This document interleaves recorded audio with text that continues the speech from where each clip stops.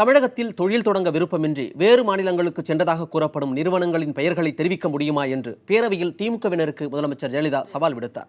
சட்டப்பேரவையில் தொழில்துறை மானிய கோரிக்கை மீதான விவாதத்தில் பேசிய திமுக உறுப்பினர் ராஜா, தமிழகத்திற்கு வர வேண்டிய தொழிற்சாலைகள் ஆந்திராவிற்கும் கர்நாடகாவிற்கும் சென்று விட்டதாக கூறினார்.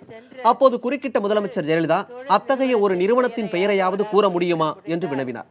சட்டம் ஒழுங்கு, தடையில்லா மின்சாரம் போன்ற காரணங்களால் பல்வேறு நிறுவனத்தினர் தொழில் தொடங்க தமிழகத்தை நாடுவதாக முதலமைச்சர் ஜெயலலிதா குறிப்பிட்டார். ஆந்திர பிரதேஷ் உள்ளிட்ட இன்னும் பல மாநிலங்களின் முதலமைச்சர்கள், உண்மை என்னவென்றால் கர்நாடகம், ஆந்திர பிரதேஷ் உள்ளிட்ட இன்னும் பல மாநிலங்களின் முதலமைச்சர்கள் இங்கே தமிழ்நாட்டுக்கு வந்து தொழில் அதிபர்களை எல்லாம் அழைத்து கூட்டங்களை நடத்தி, எங்கள் மாநிலத்திற்கு வாருங்கள், அங்கே தொழில் தொடங்குங்கள், உங்களுக்கு நிலத்தை இலவசமாக அளிக்கிறோம், இதை அளிக்கிறோம், அதை அளிக்கிறோம் என்று கூவி கூவி அழைத்தார்கள்.